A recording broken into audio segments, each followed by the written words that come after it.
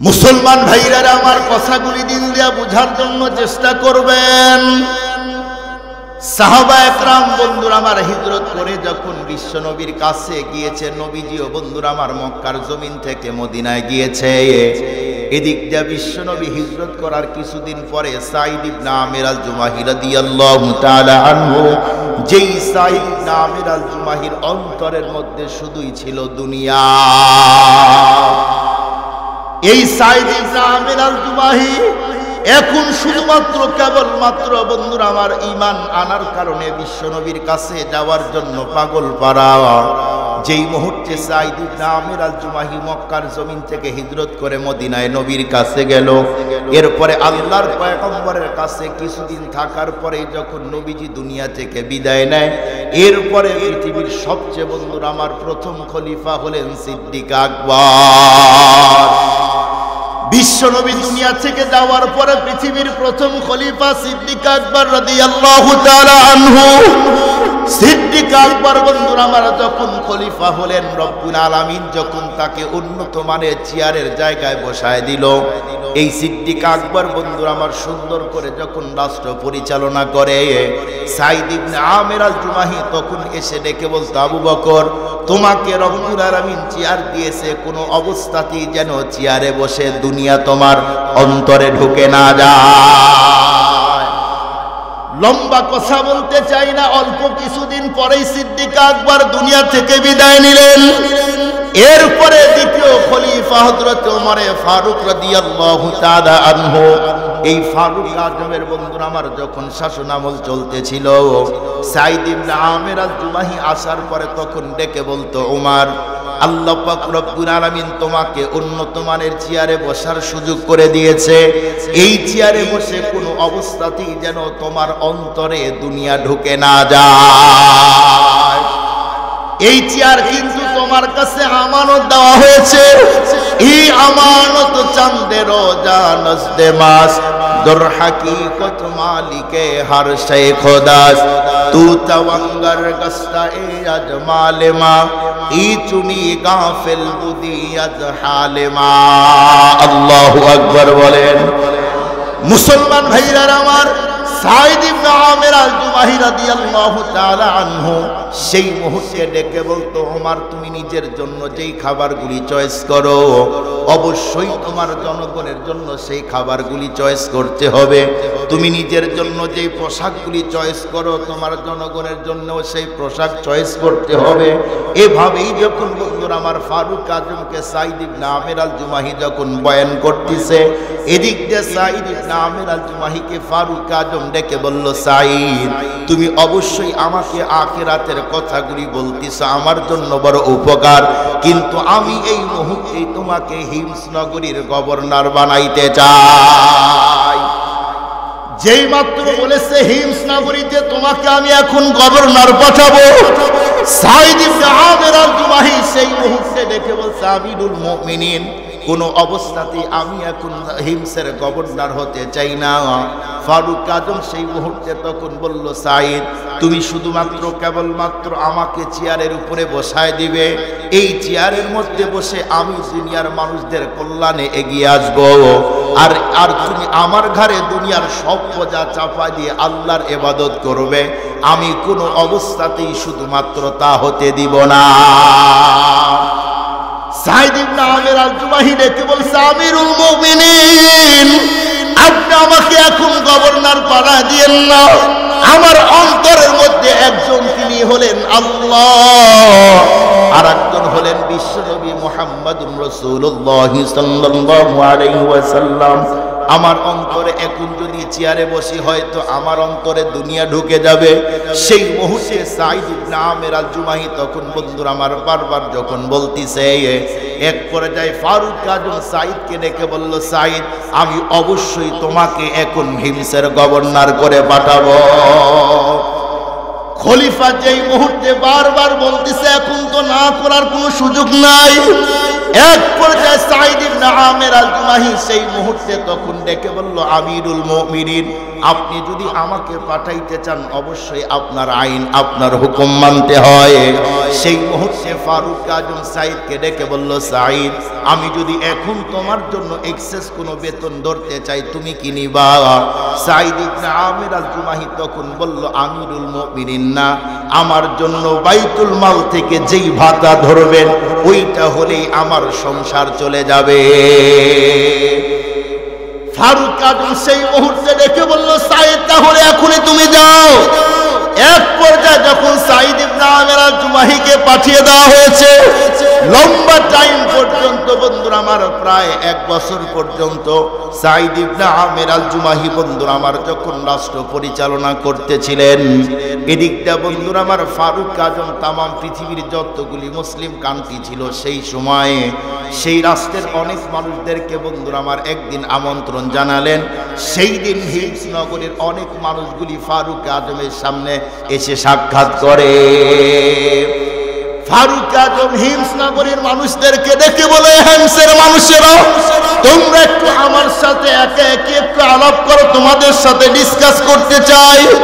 সেই মুহূর্তে বন্ধুরা আমার হিমস নগরীর মানুষগুলি যখন ফারুক আজমের কাছে আসলো, আসার পরে ফারুক আজম তখন তাদের সাথে লম্বা আলোচনা করলো। এরপরে ডেকে বলল, আমি তোমাদের কাছে জানতে চাই, হিমস নগরীতে গরিব মানুষ যদি থাকে এই মুহূর্তেই তাদের তালিকা আমার কাছে দিয়ে দাও।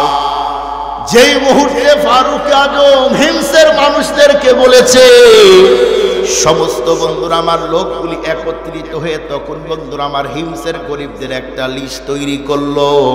লিস্ট তৈরি করতে গিয়ে সর্বপ্রথম গরিবদের তালিকায় যার নামটা উঠায় দিলেন উনি হলেন হিমসের গভর্নর সাঈদ ইবনে আমের আল জুমাহি। আল্লাহু আকবার বলেন, আল্লাহু আকবার। সাঈদ ইবনে আমের আল জুমাহি উনি কে? আপনাদেরকে সহজ করে বুঝার জন্য একটা মিসাল দেই, তাহলেই বুঝবেন। ধরুন আমাদের বাংলাদেশের প্রতিটা জনগণ ধনী, টাকার অভাব নাই। এই জনগণ সবাই যদি ধনী হয়, আর ওই জায়গার এই পুরা বাংলাদেশের যে সবচেয়ে পাওয়ারফুল নেতা হবে, বলুন তো তুলনামূলক ওই নেতা গরিব হবে না ধনী হবে? কথা বলেন না কেন ভাই? ধনী হবে, এটা স্বাভাবিক। কিন্তু সাঈদ ইবনে আমের আল জুমাহি হিমস নগর তো ওই সময় সিরিয়ার বাণিজ্যিক একটা জায়গা, সেই জায়গাতেও সাঈদ ইবনে আমের আল জুমাহি নিজে গরিব, তার কাছে কিছুই না। ওমরে ফারুক বললে, সাঈদ ইবনে আমের আল জুমাহি একে?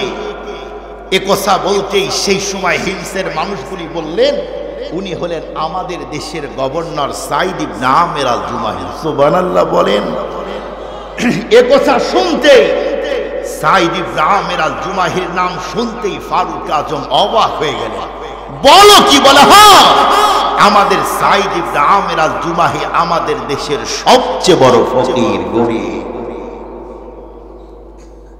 একটু ভাবার জিনিস, ইসলামী খেলাফত যদি প্রতিষ্ঠিত হয়, পৃথিবীর ইতিহাস মন্থন করে দেখেন, নেতারা গরিব হয়, ধনী হয় না। আর আমাদের দেশে পুরা পৃথিবীর দিকে এখন নজর করে দেখে, নেতারা এখন যেমন আমাদের দেশেই পেপার পত্রিকা খুললেই উন্নয়ন, টিভির কাছে গেলেই উন্নয়ন, ফেসবুকে গেলেই উন্নয়ন, পত্রিকায় গেলেই উন্নয়ন। বলুন তো 16 বছর শুধু উন্নয়নের আওয়াজ উঠেছিল কি না? কথা বলেন না কেন ভাই? শুধুই উন্নয়নের আওয়াজ। উন্নয়ন হয়েছে তবে দেশের না, নেতাদের। উন্নয়নের বাংলাদেশ বানাইতে চায়, অবশ্যই এই জাতীয় মানুষের সাথে থাকতে হবে। একবার যদি বাংলাদেশ কোরআনের বাংলাদেশ হয়, দেখবেন আর পুরো অশান্তি পেরেশান থাকবে না। আর যারা নেতা হবে ওরা কখনো কোটি টাকার স্বপ্ন দেখবে না। কিন্তু আপনারা তো কাজ করবেন না, লাইট যেই নেতা দেয় ওই নেতার পিছনেই তো আপনারা দৌড়াবেন। কথা বলেন না কেন ভাই? যেই নেতা কম্বল দেয়, চাদর দেয়, চা ফ্রি করে দেয়, তার কাছে তো দৌড়াবে। খুব ভালো করে বুঝবেন সাইদ ইবনে আমির আল জুমাহি উনি কেমন নেতা। হিমস নগর, সেই নগরের সব মানুষ ম্যাক্সিমাম গুলাই ধনী, সেই জায়গায় সাইদ ইবনে আমির আল জুমাহি গরিব। তার মানে প্রায় 1 বছর পর্যন্ত রাষ্ট্র পরিচালনা করেছে। এরপরেও সাইদ ইবনে আমির আল জুমাহির অন্তরে দুনিয়া ঢুকতে পারে না।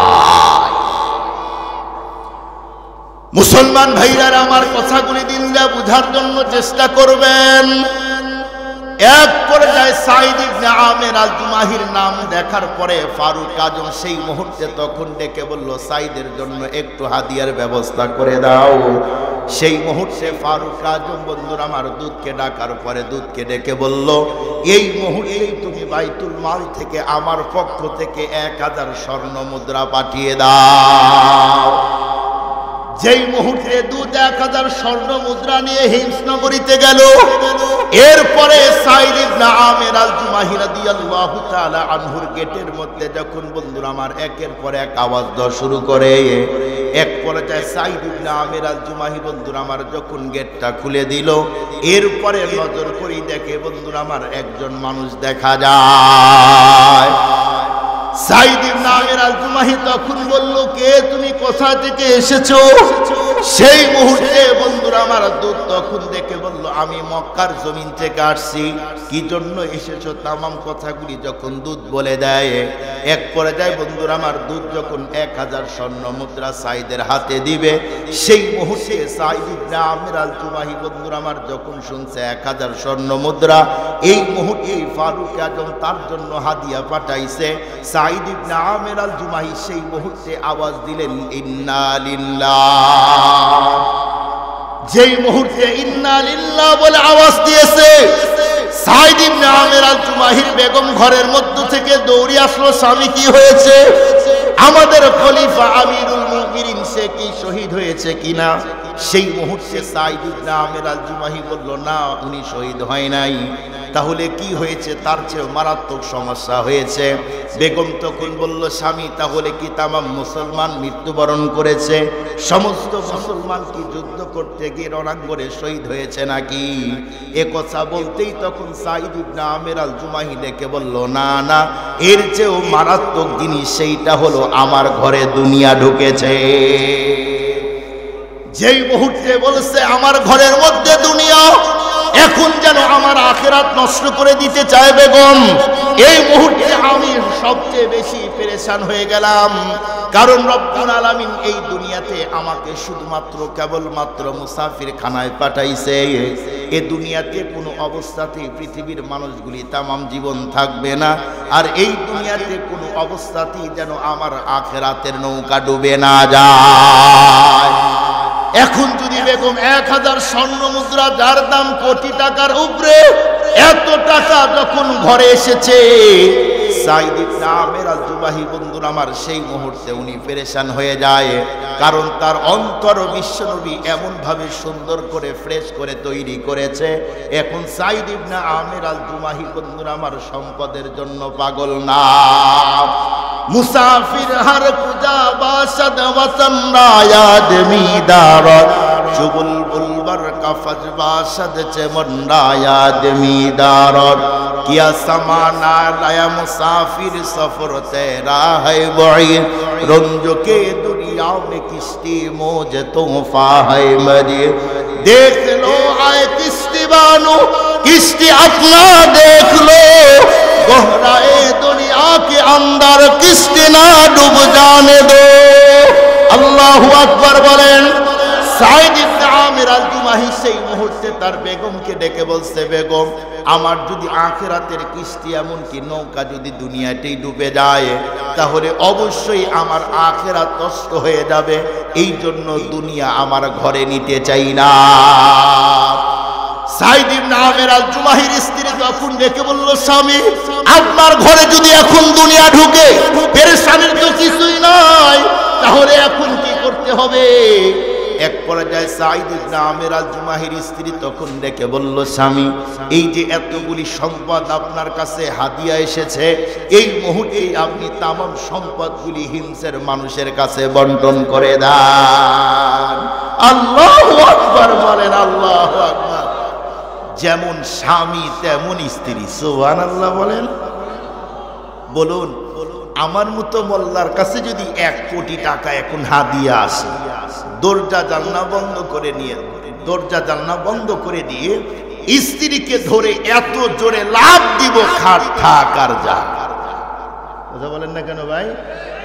আর আমি যদিও দিনদার হই, দুনিয়াদার না হই, আমার স্ত্রী যদি শুনে যে 1 কোটি টাকা, বলুন তো সব টাকা কি দান করে দিতে বলবে?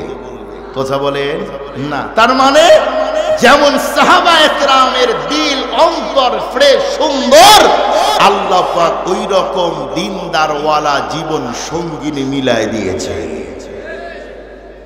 আমরাও দুনিয়াদার, আল্লাহ স্ত্রীও মিলাইছে দুনিয়াদার। কথা বলেন না কেন ভাই? কতজনের সংসার ভেঙে গেল পাখি জামার অভাবে। মনে আছে সেই পাখি জামা? ওই পাখি জামা ভুলে গেছেন আপনারা? কতজন সংসার ত্যাগ করেছে, পাখি জামা দে না হলে তোরে তালাক দিব। কতজন গিয়েছে। সাঈদ ইবনে আমির আল জুমাহি তখন স্ত্রীর কথা সমস্ত সম্পদ বন্টন করে দিলেন। দুধ এই দৃশ্য দেখার পরে খুব দ্রুত ফারুক আজমের কাছে গেলেন। যাওয়ার পরে বললেন, আমিরুল মুমিনিন, কি আশ্চর্য জিনিস দেখে আসলাম। কি বলে? আপনি যে সম্পদ দিয়েছেন সবগুলা সাঈদ ইবনে আমির আল জুমাহি আল্লাহ রাস্তা দান করে দিয়েছে। ফারুক আজম বলল, বলো কি, এত টাকা সব? বলে হ্যাঁ সব। সে তো গরিব, কিছুই রাখে নাই। বলে না, কিছুই রাখে নাই। তাদের নাকি সংসার চলার মতো ব্যবস্থা হবে, আছে, এই জন্য একটা টাকাও ঘরে রাখে নাই। আমি উপস্থিত থাকতেই সব টাকা হিমসের মানুষের মাঝে বন্টন করে দিয়েছে। ওমরে ফারুক রাদিয়াল্লাহু তাআলা বললেন, ঠিক আছে, আমি আমার সাঈদকে দেখতে যাব, ব্যবস্থা করব। যখন মেসেজ পাঠানো হলো, সাঈদ অমুক তারিখে খলিফাতুল মুসলিমিন ওমরে ফারুক তোমার কাছে আসবে, তোমার রাজ্যের মানুষের সাথে কথা বলার জন্য আসবে, দেখতে আসবে। আর এক রাওয়ায়াতে আসছে, ওই দিক দিয়ে ওমরে ফারুক হিমসনগরীতে আর এক জায়গায় যাইতেছিলেন। ওমরে ফারুক সেই সময় ফারুক আজম সাঈদ ইবনে আমির আল জুমাহির সাথে একটু সাক্ষাৎ করলেন। সাঈদ ইবনে আমির আল জুমাহি পুরা হিমসের মানুষের কাছে এলান করে দিল, এই হিমসের মানুষেরা, অমুক তারিখে সবচেয়ে বড় খলিফা ওমরে ফারুক আসবে। মানুষগুলি ফারুক আজমকে দেখার জন্য পঙ্গপালের মতো ছুটে আসলো। সুবহানাল্লাহ বলেন। সব মানুষ যখন হাজির হয়ে গেল, এক পর্যায়ে ফারুক আজম এক চেয়ারে বসে আছেন, সাঈদ ইবনে আমির আল জুমাহি আর এক চেয়ারে বসে আছেন। ওমরে ফারুক হিমসের মানুষদেরকে ডেকে বলল, এই হিমসের মানুষেরা, তোমাদের খলিফার বিরুদ্ধে তোমাদের কোনো অভিযোগ আছে কিনা? বলতে দেরি সাথে সাথে একসাথে 4 জন দাঁড়ায় গেল।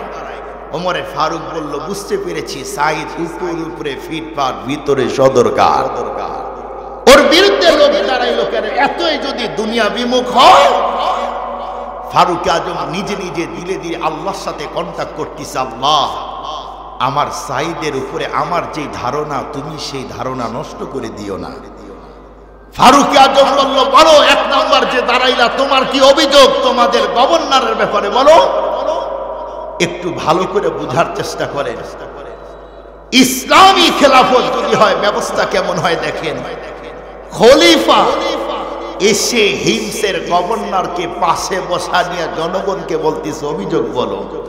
বলুন তো, আমাদের দেশের একটা মেম্বারকে সামনে নিয়ে ওয়ার্ডের যত মানুষ আছে, মন্ত্রী যদি পাশে বসা নিয়ে বলে যে তোমাদের মেম্বার কেমন, বলো, আমরা কি বলবো? খারাপ।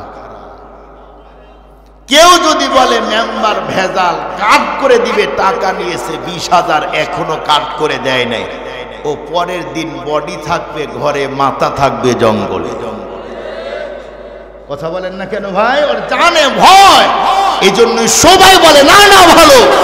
কিন্তু খেলাফত যখন প্রতিষ্ঠা হয়েছে, সাঈদ ইবনে আমির আল জুমাহি, ওনার বিরুদ্ধে একজন দাঁড়িয়ে গেল। আমার 1 নম্বরের অভিযোগ হলো, সাঈদ ইবনে আমির আল জুমাহি অফিসে কি বলে যে উনাকে দিনে পাই কিন্তু রাত্রে পাই না। সাইদ বলো তুমি রাত্রে কেন জনগণের সাথে সাক্ষাৎ দাও না আর দিনে সাক্ষাৎ দাও? সাইদ ইবনে আমের আল জুমাহি বলল, আমিরুল মুমিনিন এটা আমার পার্সোনাল ব্যাপার, বলতে চাই না। ওমরে ফারুক বলল, কোনো পার্সোনাল হবে না, জনগণের সামনে তোমার বিচার হবে, বলো রাত্রে আসো না দিনে আসো, কারণ কি? সাইদ ইবনে আমের আল জুমাহি বললেন, আমিরুল মুমিনিন আল্লাহ আমাকে যে জীবন দিয়েছে এই জীবন দুইটা ভাগ করে নিয়েছি, সকাল থেকে সন্ধ্যা পর্যন্ত জনগণের কাজে ব্যস্ত থাকি, আর সারা রাত যেই মালিক আমাকে এত নিয়ামত দিয়েছে ওই মালিকের ইবাদতে ব্যস্ত থাকি। এই দ্বিতীয় নাম্বার দাঁড়াও, তোমার কি অভিযোগ? উনি বলেন যে আসতে দেরি করে অফিসে মাঝে মাঝে। সাইদ ইবনে আমের আল জুমাহিকে বললাই, বলো দ্বিতীয় নাম্বারের উত্তর দাও। সাইদ ইবনে আমের আল জুমাহি বললেন, আমিরুল মুমিনিন আমার বাড়িতে কোনো কাজের বুয়া নাই, কোনো কাজের লোক নাই, আমার স্ত্রী কাজ করতে গিয়ে একা একা অনেক সময় পারে না, আমি তখন স্ত্রীর কাজে হেল্প করতে দেরি হয়, এই জন্য আমার অফিসে আসতেও লেট হয়। একটু বুঝার চেষ্টা করেন, কে? সাইদ ইবনে আমের আল জুমাহি স্ত্রীদের কাজ করে দিতেছে, আর আমরা ওয়াশিরুহুন্না বিল মারুফ, আল্লাহ বলেন স্ত্রীদের মনোরঞ্জন করে চলো। আমরা স্ত্রীদের কাজ করে দিতে চাই না, শুধু নিতে চাই। কথা বলেন না কেন ভাই? বাহির থেকে আসছে, কাছে প্লেট আছে, গ্লাস আছে, জগটা একটু দূরে আছে, তখন ডাকে, কই গেলি রে সকিনার মা, এদিকে আয়, কি হয়েছে? বলে ওই যে জগটা আছে একটু এদিকে দে। তখন দেখবেন স্ত্রী দাঁতের উপর দাঁত ধুয়ে চাপ দিয়ে বলে, এখানেই জগ আছে, নিতে পারে না, কপাল পুরা। কি ভাই বলে, কি বলে না? তার মানে এত সহজ জিনিস করি না। সাহাবা একরাম, নবী রাসূল স্ত্রীদের কাজ করে দিতেন। তৃতীয় নাম্বার তোমার অভিযোগ কি? উনি বলেন, আমার অভিযোগ হলো সাইদ ইবনে আমের আল জুমাহি উনি সপ্তাহে অথবা মাসে একদিন করে আসে না। দুইটা বর্ণনা, একটা বলে 7 দিন, একজন বলেছেন 1 মাস। তুমি আসো না কেন? উনি বলেন যে আমার একটাই মাত্র জামা, একটা পরি আর একটা গায়ে দিই, 7 দিন পরে পরে একটা পরিষ্কার করি, শুকাই, আবার পরি, আরেকটা পরিষ্কার করি, আবার আরেকটা গায়ে দিই। চতুর্থ নাম্বার আরেকজন বলল, আমার অভিযোগ, এগুলি আরো কথা আছে, আমি শর্ট করে বলতেছি, বলো তোমার চতুর্থ নাম্বার, তোমার কি অভিযোগ? উনি বলেন, আমার অভিযোগ হলো আমাদের গভর্নর মাঝে মাঝেই অজ্ঞান হয়ে যায়, জ্ঞান থাকে না, সেন্স থাকে না। সাইদ তোমার কি মিগিরোগ হয়েছে? না না, আমি মিগিরোগ হয় নাই। এমন করো কেন? বলে এমন করি কারণ হলো আমি একটা দৃশ্যর কথা মনে পড়লেই আমি অজ্ঞান হয়ে যাই। কি দৃশ্য? উনি বলেন, যখন আমি ইসলাম গ্রহণ করি নাই প্রত্যুষেই শুনলাম একজনকে হত্যা করে দেওয়া হবে, শুলিতে চড়ায় দেওয়া হবে, তার নাম হলো খুবাইব রাদিয়াল্লাহু তাআলা। সেই সময় সবাই তাকে একটা ময়দানে নিয়ে গেল, আমিও তাদের সাথেই গেলাম। সেই জায়গায় মক্কা লিডারগুলি খুবাইবকে বলল, মৃত্যুর আগে তোর দিলে কোনো তামান্না আছে কিনা বল। উনি বলল, আমার দিলে একটা তামান্না আছে। কি? বলে আমার দিলের তামান্না, মরার আগে আমি আল্লাহর কুদরতি কদমে 2টা সেজদা দিয়ে মরতে চাই। যাও, তোরে সুযোগ দিলাম, যাও, তোমাকে সুযোগ দিলাম। খুবাইব নামাজ শেষ করলেন। এরপরে মক্কা লিডারগুলি বলল, তোমাকে মুক্তি করে দিব, তোমাকে আমরা মেরে ফেলবো না, একটা শর্তে। কি শর্ত? বলে এই যে তোমাকে শুলিতে এখন উঠায় দিব, এই শুলির ভিতরে, শুলি চিনেন আপনারা? শুলি হলো এই বাঁশের মতো প্রায় এইরকম চকা, ওই চকা জায়গায় খুবাইবের পায়খানার পিছনে রাস্তা দিয়ে ঢুকা দিয়ে হত্যা করে দিবে। এটা হলো শুলিতে উঠায় হত্যা করে দেওয়া। খুবাইবকে বলল, খুবাইব তুমি বলো যে আমাকে যেই শুলিতে উঠায় হত্যা করে দিবে ওই শুলিতে আমার পরিবর্তে আমার নবীকে উঠায় দাও, আমার কোনো দুঃখ নাই। যদি শুধুমাত্র কেবলমাত্র এই শব্দটা বলো, খুবাইব আজকে তোমার জান ভিক্ষা দিব, তোমাকে মুক্তির ব্যবস্থা করে দিব। খুবাইব চোখ রাখ বড় করে, অষ্টধর যেন কাঁপতেছে। খুবাইব রেগে বলল, এই একটা কথা মনে রাখ, আমি তো মক্কায়, নবী আছে মদিনায়, মদিনায় আমার নবীর শরীরে একটা কাঁটা ঢুকবে, আমি খুবাইব মক্কা সহ্য করতে পারবো না। আর আমার এই জায়গায়, এই শুলিতে আমার বিশ্ব নবীকে তুই হত্যা হত্যা করে দিবি, আমি খুবাইব কখনোই তা সহ্য করতে পারি না। এক পর্যায়ে বলা হলো, এই ধরো একে শুলিতে উঠায় দাও। যখন খুবাইবকে শুলিতে উঠায় দেওয়া হলো, খুবাইব রাদিয়াল্লাহু তাআলা আল্লাহকে বললেন, আয় আল্লাহ, আজকে যারা তোমার উপরে ঈমান আনার কারণে, রাসূলকে মেনে নেওয়ার কারণে যারা আজকে শুলিতে চড়ায় হত্যা করে দিল, তুমি প্রত্যেককে গুণে গুণে রেখে প্রত্যেকের বিচার করবে। সাঈদ ইবনে আমের আল জুমাহি বলেন, যখন এই আওয়াজটা উনি দিলেন, তখন পুরা আওয়াজটাই যেন আমার কান দিয়ে ঢুকে অন্তরে আঘাত করলো। আমি মুহূর্তেই সেখান থেকে দূরে চলে গেলাম। এরপর ইসলাম গ্রহণ করে মদিনায় গেলাম। ওগো আমিরুল মুমিনিন, ওই যে খুবাইবকে শুলিতে চূড়ায় হত্যা করে দিয়েছে, সেই জায়গায় এত কষ্ট দিয়ে তাকে মারলো। এর আগে আরো নির্যাতনের ঘটনা আসছে, আমি সব করে শুধু বলেছি। উনি বলেন, খুবাইব যখন বলেছিলেন গুনে গুনে রাখো, আমার তো ভিতরে ভয় হয়, না জানি ওই দিন আমার নামটাও ওই লিস্টে আছে কি না। এই ভয় সাঈদ ইবনে আমের আল জুমাহি বলেন, আমি মাঝে মাঝে অজ্ঞান হয়ে যাই। সম্মানিত উপস্থিতি, দেখেন, একটু ভাবার চেষ্টা করেন, সাঈদ ইবনে আমের আল জুমাহির অন্তর কিভাবে আল্লাহর নবী পরিষ্কার করলেন, অন্তর কিভাবে তৈরি করলেন। কোটি টাকার সম্পদ আছে, এরপরেও রাখতে চায় না, দান করে দেয়। অমুক বই সংস্কার করা দরকার, অমুক ধর্ম সংস্কার করা দরকার। বলেন, এই জাতীয় কথা বলা লোক আছে না নাই? আছে। আমাদের দেশে অ্যাভেলেবেল আছে। অমুক বইয়ের মধ্যে ভেজাল, এই বইটা সংস্কার করতে হবে। যেমন বর্তমান পৃথিবীতে ৪৫০০-এর উপরে ধর্ম আছে। এই ৪৫০০ ধর্মের মধ্যে ইসলাম ধর্মের যে গ্রন্থ কোরআন এবং ধর্মের মধ্যে আরো যা আছে, এছাড়া পৃথিবীতে যত ধর্ম আছে, যত গ্রন্থ আছে, সবগুলোর মধ্যেই সংস্কার আছে না নাই? আছে। এই জন্য হিন্দুরাও বলে যে ইসলাম ধর্ম অনেক প্রবীণ ধর্ম এবং তাদের যে গ্রন্থ কোরআন, এটাও ১৪৫০ বছর পূর্বের, এটা সংস্কার করা দরকার। অনেক বৌদ্ধরা বলতেছে কোরআনটাকে সংস্কার করা দরকার। অনেক ইহুদি, নাসারা, মাজুসি বলতেছে কোরআন সংস্কার করা দরকার। খুব ভালো করে বোঝার জন্য চেষ্টা করেন। এই পৃথিবীতে বই আছে অনেক। বর্তমান শিক্ষা সাহিত্যিকতার এই যুগে হাজার রঙের বই মানুষ এখন তৈরি করতেছে। অনেক ছেলেরা, স্টুডেন্ট যারা আছে, ওরা পড়তেছে।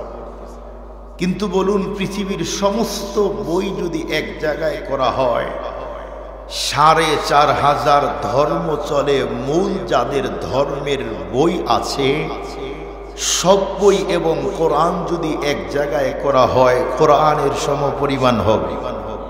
একটু আওয়াজ দিয়ে বলেন, হবে কি? হবে না। পৃথিবীর কোন মানুষ যদি বলে যে কোরআনকে সংস্কার করো, এমনকি ইসলামকে সংস্কার করো, মনে রাখবেন, ইসলাম ইজ দ্য ফুল প্যাকেজ। পৃথিবীর কোন মানুষ ইসলামকে সংস্কার করে আরেকটা প্যাকেটে ঢুকানোর মতো পৃথিবীতে কোনো প্যাকেট তৈরি হয় না। আল্লাহ নিজেই বলেন,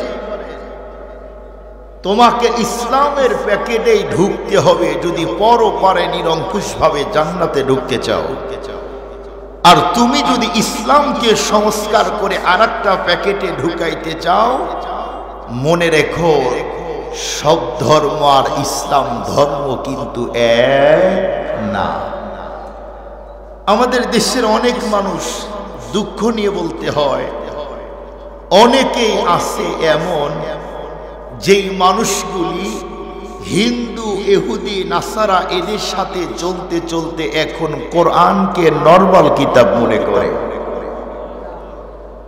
যেমন আপনারা জানেন, এই তো গত ১-২ বছর আগে দাদা বাবুদের দেশে আওয়াজ তুলল যে কোরআনের মধ্যে সন্ত্রাসীদের উস্কানি দেওয়ার মতো বক্তব্য কোরআনে অনেক আছে, তার মানে জিহাদের আয়াত।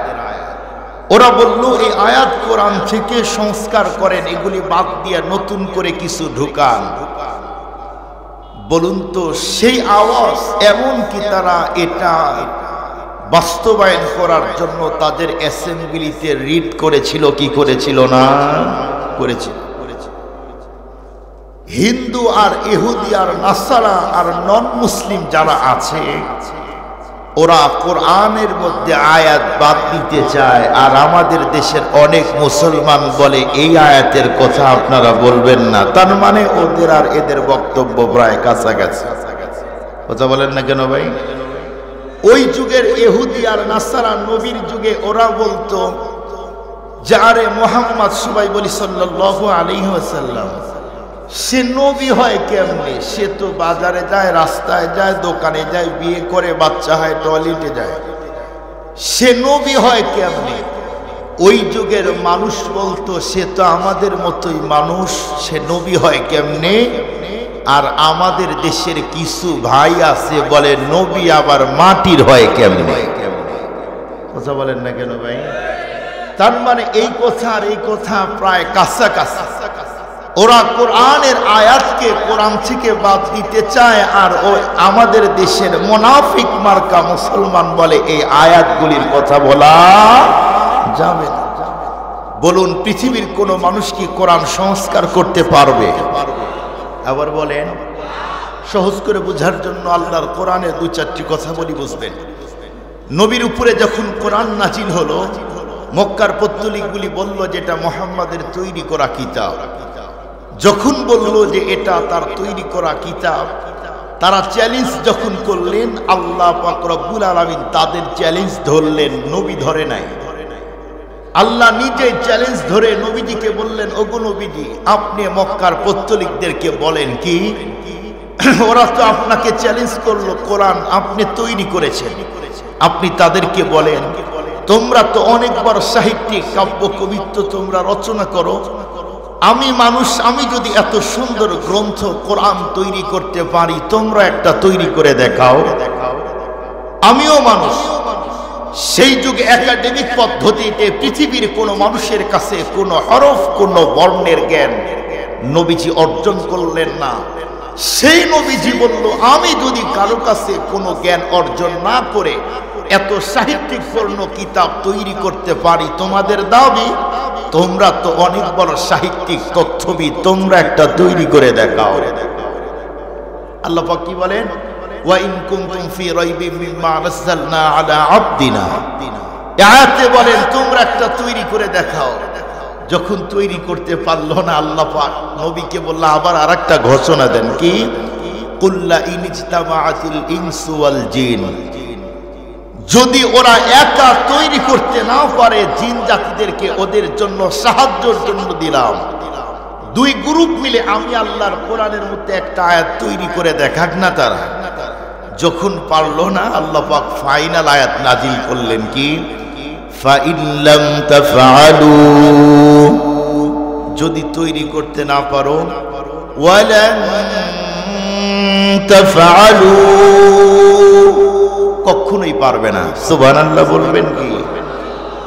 আয়াতের এক অংশ আল্লাহ বললেন ফাইল্লাম তাফআলু, যদি না পারো, ওয়ালান তাফআলু, কখনোই পারবে না।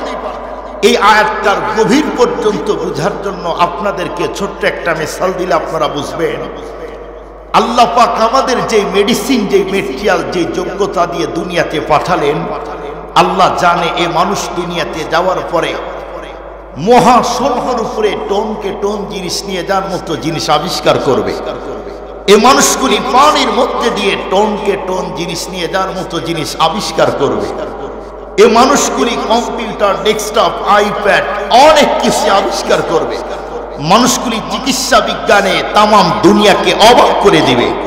এ মানুষগুলি শুধুমাত্র কেবলমাত্র তার ব্রেন দিয়ে হাজার রঙের জিনিস আবিষ্কার করতে সক্ষম হবে। মানুষ কিয়ামতের আগে তার মেধা দিয়ে হাজার রঙের জিনিস আবিষ্কার করতে সক্ষম হবে। কিন্তু আমি মানুষকে যেই মেধা আর যেই যোগ্যতা দিয়ে দুনিয়াতে পাঠালাম, মানুষ দুনিয়াতে যাওয়ার পরে হাজার রঙের জিনিস আবিষ্কার করতে পারলেও আমি আল্লাহ তাকে যেই মেধা যেই যোগ্যতা দিয়ে দান করেছি সেই মেধা আর যোগ্যতা দিয়ে আমি আল্লাহর কোরআনের মতো একটা কোরআন একটা সূরা একটা আয়াত কখনোই নাজিল করতে পারবে না, কখনোই তৈরি করতে পারবে না। এই জন্য আল্লাহ বললেন ফাইল্লাম তাফালু, যদি না পারো ওয়ালাম তাফালু, কখনোই পারবে না। কারণ আমাদেরকে তৈরি করেছেন কে? আর একটু জোরে বলবেন কি কে? আল্লাহ জানে আমি যেই মেধা তার মস্তিষ্কে সেট আপ করলাম, এই মেধা দিয়ে অনেক কিছু আবিষ্কার করতে সক্ষম হলেও আমি আল্লাহর কোরআনের মতো একটা কোরআন আয়াত তৈরি করতে পারবে না।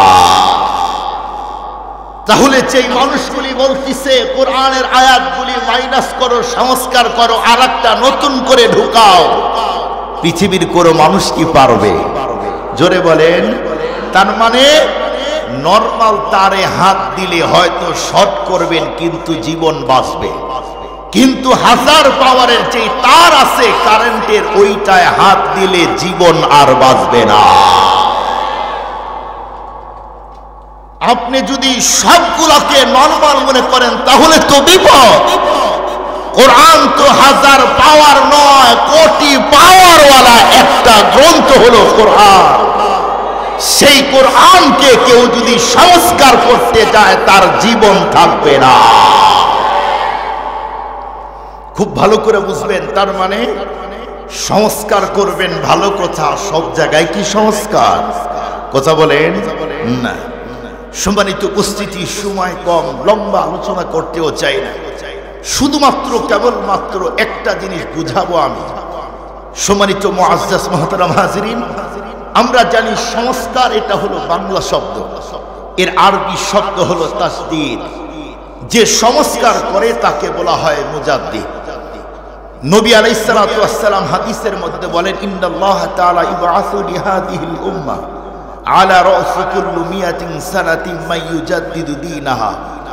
নবীজি হাদিসে বলেন প্রতিটা উম্মতের কল্যাণের জন্য, সংস্কারের জন্য আল্লাহ 1000 কি বলে 100 বছর পর পরে একজন করে মুজাদ্দিদ পাঠাবে।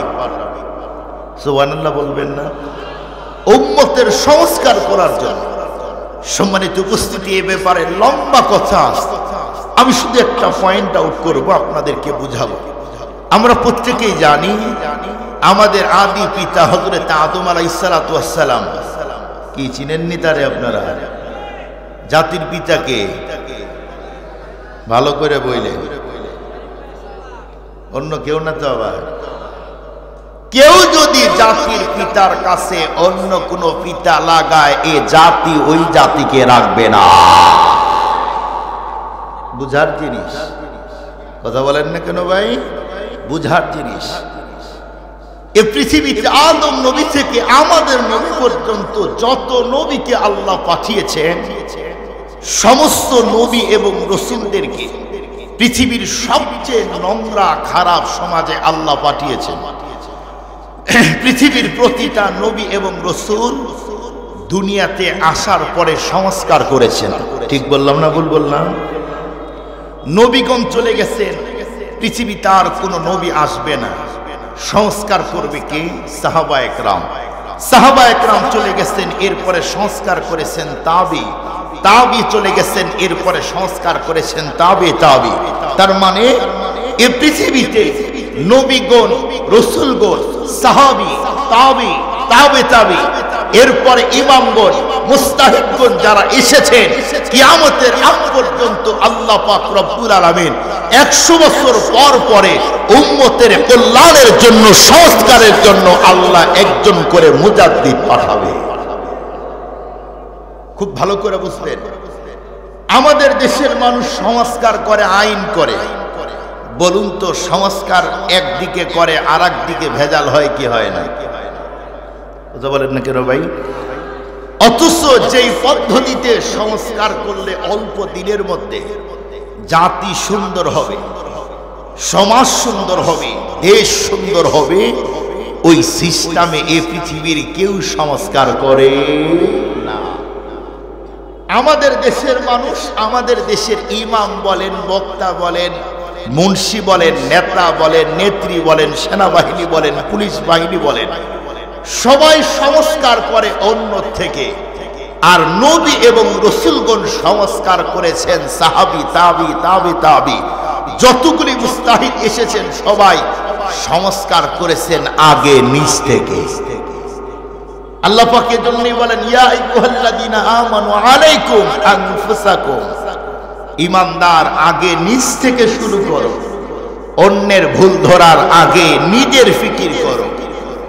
সম্মানিত মুআজ্জাজ মুহতারাম হাজিরিন, আমাদের নবী আলাইহিস সালাতু ওয়াস সালাম সংস্কার করেছেন যেই পদ্ধতিতে, শুধু আমাদের নবীর সংস্কারের কথাই বলবো, এছাড়া পৃথিবীতে হাজারো মানুষ আসছেন সংস্কার করেছেন, কিন্তু নবীর সংস্কারের চেয়েও পৃথিবীতে আরো উন্নত মানের সংস্কার করার কেউ কি আছে? একটু বলেন না।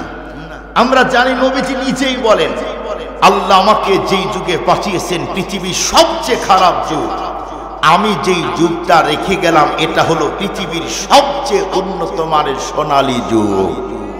খায়রুল কুরুনি করনি।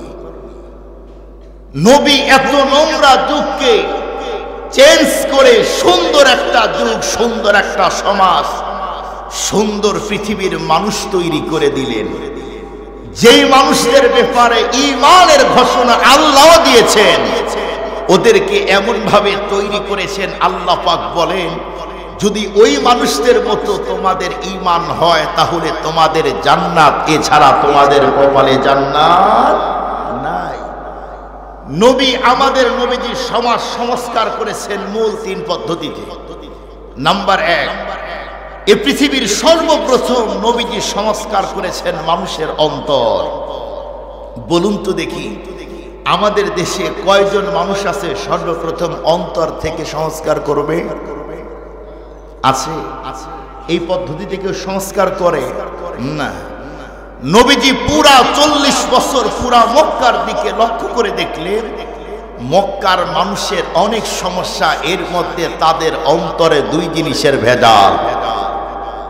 মক্কার মধ্যে কুরাইশ, মদিনায় আউস এবং খাজরাজ, এই 3 গোত্রে মানুষের অন্তরে 2 জিনিসের মহব্বত, শুধুমাত্র কেবলমাত্র একটা হলো চেয়ার, আর একটা হলো সম্পদ।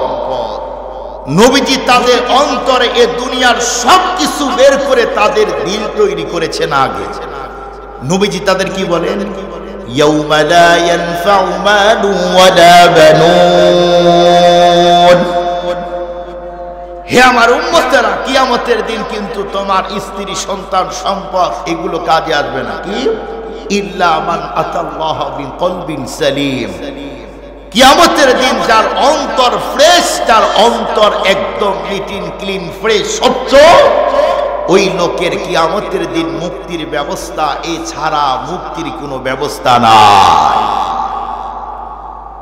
সাহাবায়ে কেরামের অন্তর আল্লাহর নবী এমন ভাবে তৈরি করলেন, যেই সাহাবায়ে কেরাম শুধুমাত্র কেবলমাত্র চেয়ার, ক্ষমতা, দুনিয়ার পাগল, আল্লাহ পাক তাদের অন্তর এমন ভাবে সংস্কার করলেন, এখন তাদের অন্তরে আর দুনিয়ার কিছু ঢোকাইতে চায় না।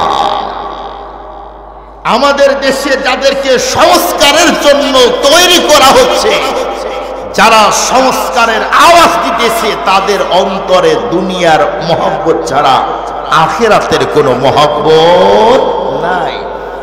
এজন্যই তো এই পদ্ধতিতে কিয়ামত পর্যন্ত সংস্কার করলেও সমাজ সুন্দর হবে না, জাতি সুন্দর হবে না।